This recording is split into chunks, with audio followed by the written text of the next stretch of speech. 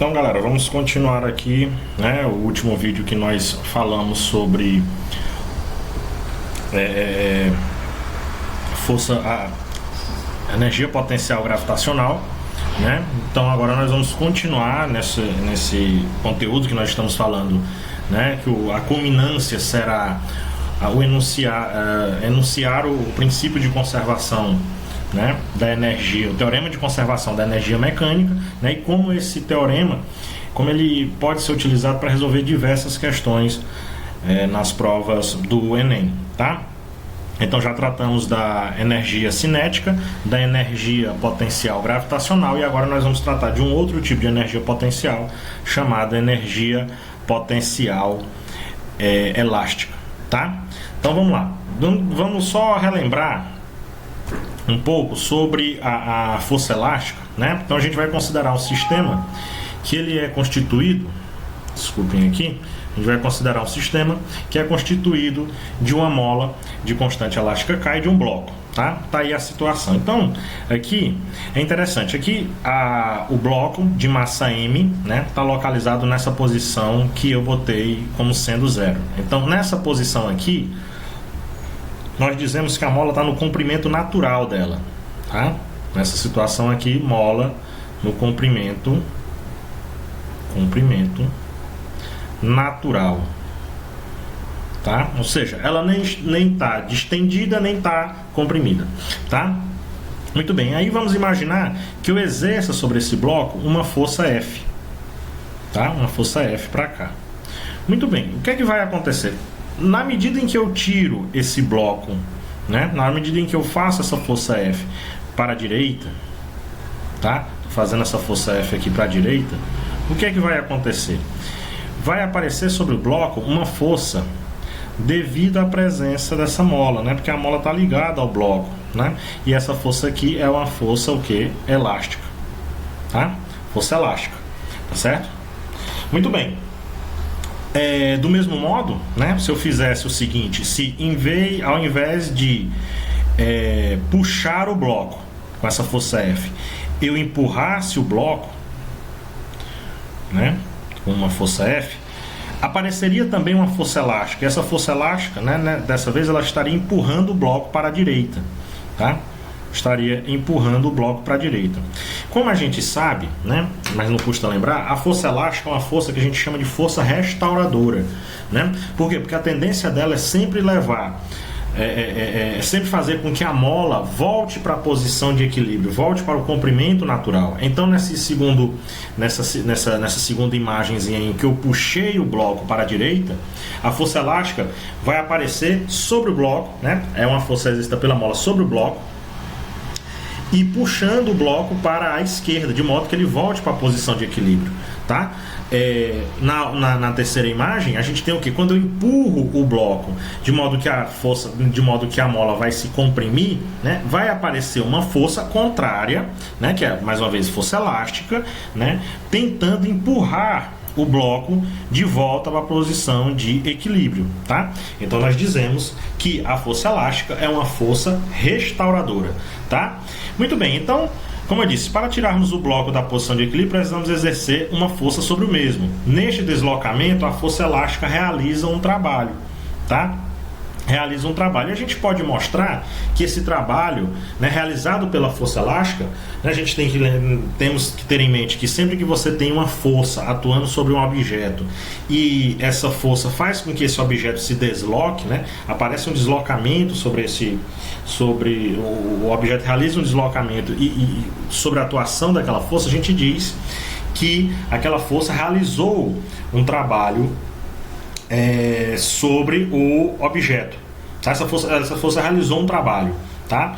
Então, no caso da força elástica, né, quando eu movimento aí a força elástica, tiro ela da posição de equilíbrio, eu movimento a força elástica, não, desculpem, eu movimento o bloco e o bloco está sobre a ação da força elástica, então vai ser realizado um trabalho, nessa força elástica vai realizar um trabalhozinho, né? Então esse trabalho é dado pelo quê? Nós sabemos que o trabalho da força elástica vai ser K vezes x ao quadrado sobre 2, onde x é o deslocamento, tá, sofrido pelo bloco, aí no caso, né, no deslocamento do bloco E ele fez esse deslocamento sobre a ação de uma força elástica, tá? Sobre a ação dessa força elástica. Então, o trabalho da força elástica, o trabalho realizado pela força elástica, vai ser o quê? K, que é a constante elástica da mola. Cada mola, dependendo do seu material, né, da sua constituição, vai ter uma constante elástica.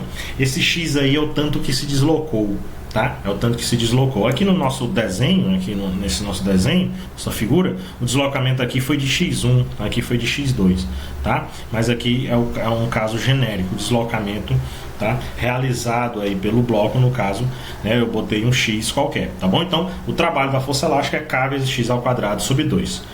Ok. O que acontece? Então, se a gente tem um trabalho, né? Se a gente tem um trabalho, né? Nós temos uma medida do trabalho é dado pela energia, né? Pela energia associada a ele, tá? Então, esse trabalho ele mede a energia que o sistema elástico possui quando deformado, ou seja, quando a gente estica a mola, a gente está deformando, né? E quando a gente comprime, do mesmo modo, né? Então, quando a gente faz isso, a gente faz com que sobre a mola acumule, vamos dizer assim, uma energia. Tá? E essa energia é energia potencial elástica, que a gente vai representar por EPEL, tá? Energia potencial elástica. Essa energia potencial elástica, como nós já falamos, né? O trabalho realizado pela força peso, por exemplo, na aula anterior, no vídeo anterior, o trabalho realizado pela força peso, né? É igual à variação da energia potencial gravitacional. O trabalho realizado por uma força que faz com que uma força que atua sobre um corpo que está em movimento, fazendo com que a velocidade dele varie, né? Esse trabalho vai ser igual à variação da energia cinética. Do mesmo modo, aqui a gente tem o quê? Uma medida, né, dessa energia vai ser o trabalho realizado pela força elástica, nesse caso aqui. Então, a energia potencial elástica, tá? A energia potencial elástica, ela está associada à deformação, a uma deformação de mola, tá? Nesse caso aqui da mola. Nós temos, ou corda, qualquer coisa, né? Mas a gente vai tratar mais disso, né? E o Enem trata mais disso quando ele fala de molas. Tá bom? Então nós temos aí, sempre que você tem uma distensão, você comprime ou estica uma mola, você vai ter uma energia ali, tá? Que está acumulada na mola, e essa energia é energia potencial elástica, tá? Como é a fórmulazinha da energia potencial elástica? Energia potencial elástica é K vezes x ao quadrado sobre 2. Mais uma vez, x é o deslocamento sofrido pelo objeto aí, né? Que está ligado à mola, ou também a gente pode pensar assim, né? Obviamente, é o quanto a mola se distende, tá? Quanto ela se estica ou quanto ela se contrai. Esse x é uma medida disso também, tá bom? Pode ser colocado como uma medida disso. Muito bem, então vamos lá fazer alguns exemplos, tá? Tracionada por uma força de intensidade 500 newtons, tá? 500 newtons. Certa mola helicoidal sofre uma deformação de 0,5 metro. A energia potencial elástica armazenada na mola, quando deformada de 0,2 metro, é igual a, tá? Então, nesse problema aqui, a gente quer saber qual é a energia potencial elástica da mola quando ela for distendida, né? Vou botar aqui um x de 0,2 metro, tá? Então, é isso que eu quero saber, energia potencial elástica. Muito bem, aqui, em princípio, eu vou usar a formulazinha energia potencial elástica, que é o que eu quero saber. Lembre-se, energia, tanto do mesmo modo da energia potencial gravitacional e da energia potencial, aliás, desculpem, da energia cinética e qualquer outro tipo de energia, né? A energia potencial elástica, ela é medida em joules, tá? É uma medida em joules. Muito bem, então a formulazinha vai ser o quê? Energia potencial elástica igual a K x2 sobre 2, tá? Bom, o x a gente tem, que é o 0,2, mas a gente não tem o valor do K, tá? A gente não tem o valor do K, ou seja, da constante elástica da mola, tá? Nós não temos. Bom, a gente tem que descobrir isso, né? A gente tem que descobrir o valor de K. E a gente vai tirar esse resultado, o valor de K, da relação seguinte. Deixa eu botar aqui para o outro. Nós temos que lembrar que, né? Vamos tentar colocar aqui a situação, vai. Vamos botar aqui, né? Então aqui a gente tem Ok.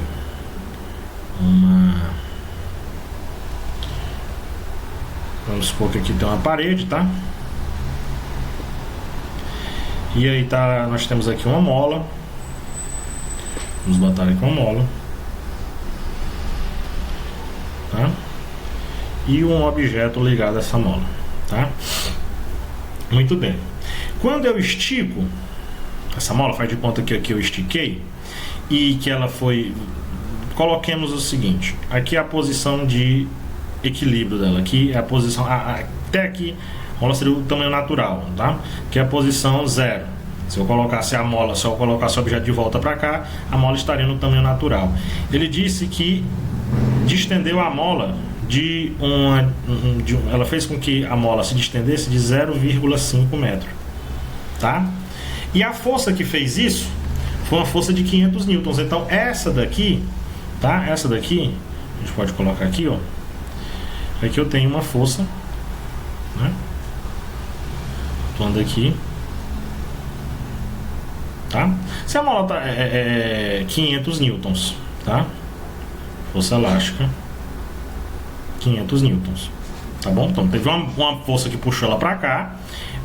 Vamos colocar que essa força era pelo menos igual à força elástica, então tá aqui os 500 newtons, tá? E aqui o deslocamento, o ΔX. Então vamos aplicar aqui a lei de Hooke, tá? Força elástica é igual a K vezes ΔX, tá? Força elástica é K vezes ΔX. Então percebam que aqui a gente já vai encontrar o valor de K.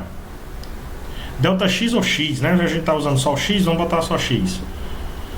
K vezes X. Ou seja, o K, que é o que a gente quer descobrir, é 500 newtons dividido por 0,5, né? Isso daqui é a mesma coisa, tá? Que é a mesma coisa de 500 sobre 5 sobre 10, que dá quanto? Sobe 1000, né? 1000 newtons por metro é o valor do K, é a unidade do K. Muito bem, então nós encontramos que o K é 1000 newtons por metro. Com isso a gente pode, né, descobrir energia potencial agora energia potencial elástica, desculpem, que é o K 1000. Ele disse que a mola vai ser distendida de 0,2, né? Qual é a energia potencial elástica armazenada na mola quando deformada de 0,2 metros, né? Então 1000 vezes 0,2 ao quadrado, né? 0,2 ao quadrado dividido por 2. Aqui eu já posso simplificar. Aqui eu boto 500, tá? Então a gente tem que a energia potencial elástica vai ser 500 vezes 0,04, né? Então a energia potencial elástica vai ser de quanto? Aqui 0,04, se eu pego esse 100 e multiplico, vai dar 4. 4 vezes 2, 4 vezes 5, 20. 20 o quê? 20 joules, tá? Essa é a energia potencial, tá? Essa é a energia potencial armazenada na mola. 20 joules, tá? 20 joules. A energia potencial armazenada na mola tá aí. Então entenderam, né? Eu apliquei uma força sobre o bloco, tá? Vamos supor aqui que a gente tem o quê? Na situação em que o bloco vai chegar a 0,5 metros, né? Eu igualei essa força, né? Eu parei, deixei o bloco no 0,5, de modo que eu tenho uma igualdade entre as duas forças. A força elástica, que é a força com que a mola puxa o bloco, tentando fazer com que o bloco volte para a posição de equilíbrio, e essa outra força que estava aqui para a... Eu vou até colocá-la aqui, tá? Vou colocá-la aqui, e uma força para cá, F, tá? F na situação de equilíbrio, F também seria 500 newtons, tá? Então eu puxo o bloco, deixo as duas até e puxo o bloco até uma determinada posição, de 0,5 metro, e paro ele lá. Nessa situação, estão em equilíbrio duas forças, a força elástica e essa força, tá, com a qual eu puxei, estou puxando, de modo a manter esse equilíbrio aí, de modo a manter o bloco parado, tá? Então essa foi a situação. A partir dela, eu, né, encontrei a minha constante elástica da mola, 1000 newtons por metro. E a partir dessa constante elástica da mola, eu calculei a energia potencial elástica armazenada na mola, tá? Devido a ela ter sofrido essa distensão, tá ok? Muito bem. Então vamos lá. Bom, foi uma introduçãozinha rápida à energia potencial elástica. Faremos mais problemas, né? Resolveremos mais questões dela. Agora nós vamos trabalhar o seguinte: energia mecânica e o teorema da energia mecânica, de conservação da energia mecânica. Primeiro vamos definir o que é energia mecânica, tá? Então a gente define energia mecânica, que a gente vai chamar aqui de EM, de um ponto material, como sendo a soma de suas energias cinética e potencial, tá? Então a energia mecânica de um ponto material é a soma da sua energia cinética, que a gente já sabe como é que calcula, mv²/2, mais a sua energia potencial, tá? Essa energia potencial que está aí é elástica ou é a elástica ou a potencial gravitacional? Aí depende da situação, pode ser as duas, pode ser que eu tenha que somar, né, essas três energias. Numa situação em que eu tenho só um ponto material se movimentando, eu somo a energia cinética dele, né? Como a gente está falando de ponto material, vai ser a energia cinética de translação. Aí eu somo com a energia potencial elástica e energia potencial gravitacional. Desculpem, pessoal. E energia potencial gravitacional. Muito bem. O que acontece? Pode ser que eu tenha no meu sistema mais de um corpo. Então a gente vai ter mais de uma energia cinética, mais de uma energia potencial, tá? Então tem sempre que ter cuidado com isso. O teorema da energia mecânica, né, a gente define primeiro a energia mecânica como a soma da energia cinética mais as energias potenciais. Aí eu botei energia potencial elástica, né? Mas é só energia potencial de maneira geral, tá? Pode ser a elástica ou pode ser a gravitacional. Muito bem. Qual é o teorema? O que é que diz o teorema da energia de conservação da energia mecânica? Diz o seguinte: quando um ponto material se movimenta sob a ação de forças conservativas, olha só, sobre a ação de forças conservativas e eventualmente de outras forças que realizam trabalho nulo ou que não realizam trabalho, a sua energia mecânica se conserva, tá? A sua energia mecânica se conserva. Tá bom? Então a energia mecânica se mantém constante quando um ponto material se movimenta sob a ação de forças conservativas. Beleza, mas o que são forças conservativas? Forças conservativas, pessoal, são aquelas que realizam o trabalho independentemente do caminho escolhido entre dois pontos distintos. Então, por exemplo, aqui eu tenho um exemplo de força conservativa, dos mais famosos, força peso. Tá? Ela é uma força conservativa. Quer dizer o quê? Eu vou sair, tem aqui esse objeto, né, esse ponto material, ele vai sair daqui e vir para cá. Tá? Então, o trabalho realizado pela força peso é mgh. Sempre mgh. Deixa eu botar aqui. Massa vezes a gravidade vezes a altura. Tá?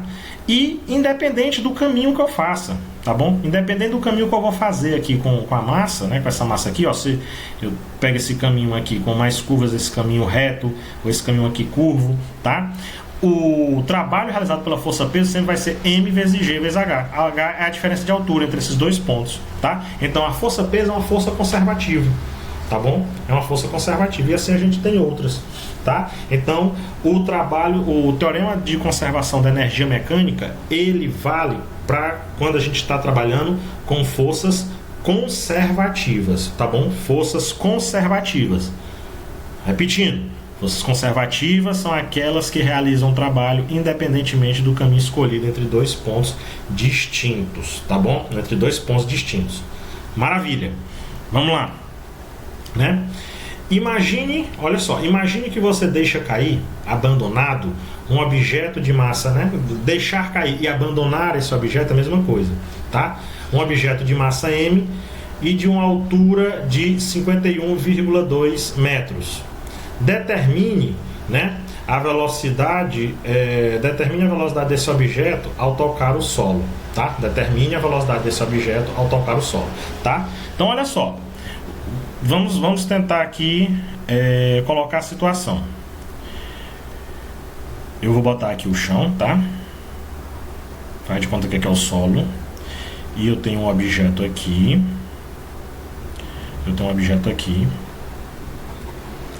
E esse objeto está a uma altura H de 51,2 metros. Ele não falou nada, então vamos considerar que a gente tem uma aceleração da gravidade de 10 metros por segundo ao quadrado, tá bom? Bom, ele é abandonado. Então, ó, vamos colocar assim: o objeto vai sair desse ponto A até um ponto B, tá? Como a gente está trabalhando aí, né? A única força, né, que a gente pode colocar de certeza que está atuando aí é a força-peso.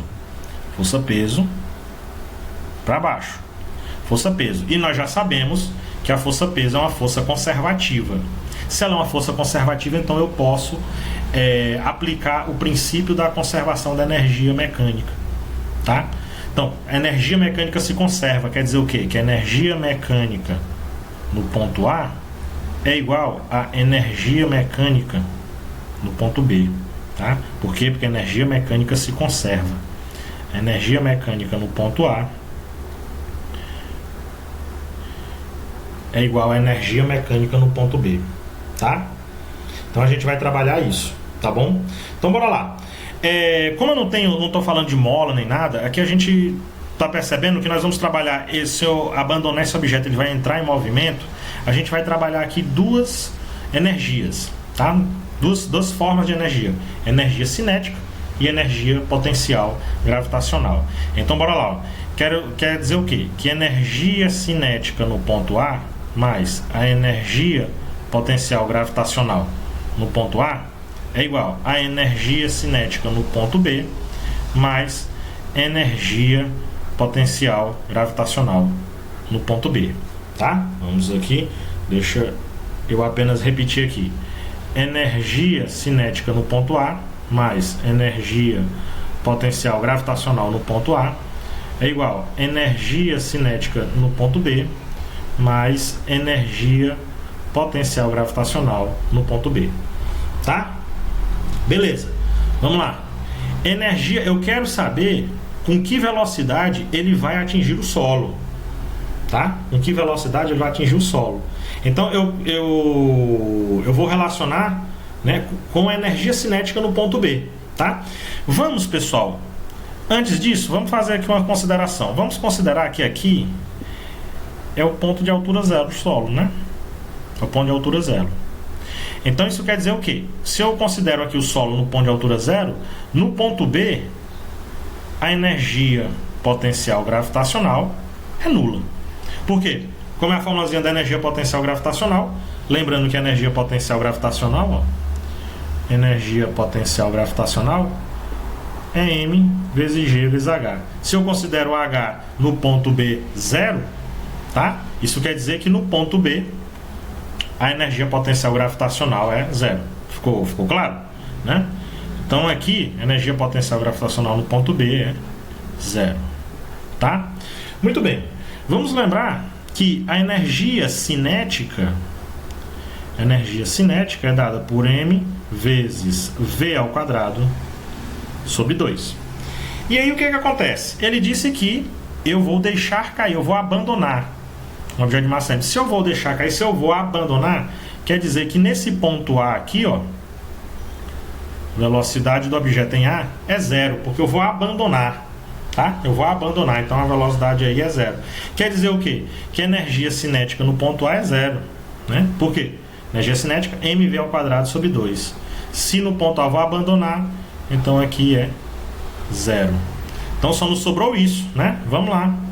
Então, ó, a gente vai aqui, M vezes G vezes HA é igual a M vezes VB ao quadrado sobre 2. Interessante que a gente vai fazer o seguinte, ó, perceba que a gente tem massa e massa, então aqui, ó, vai embora. Isso é bom, por quê? Porque no problema ele disse um objeto de massa m, ele não deu o valor da massa. Então a gente teria um problema aqui que ele não teria massa, mas como a gente eliminou, né? Então, vamos lá. E o que é que eu vou fazer aqui? Tá? Só mudando de lá, meio pelos extremos aqui, né? A gente vai encontrar o quê?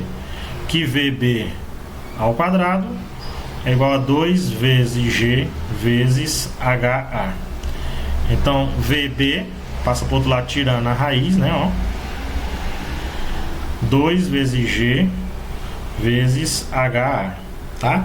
Então, qual é a velocidade da partícula no ponto B? Bora lá, ó. Vai ser raiz quadrada de 2 vezes 10 vezes 51,2, né? Vamos lá. 51,2, tá? Fazendo essa conta aí, a gente encontra que 2 vezes 10 vezes 51,2, né? 51,2 é 1024, tá? 1024. Então, basta a gente tirar a raiz de 1024, que é 32, tá? Então a gente encontra aqui que essa velocidade é a velocidade que a partícula vai chegar no ponto B, né, de 32 metros por segundo, tá? 32 metros por segundo. Olha aí, a resposta certa, letra C, né? Resposta certa, letra C. 32 metros por segundo. Perceberam? Vejam como a conservação da energia mecânica é uma ferramenta interessante, né? Se você enunciar, né, você poder utilizar esse teorema da conservação da energia mecânica é interessante para você resolver esse tipo de problema. Por quê?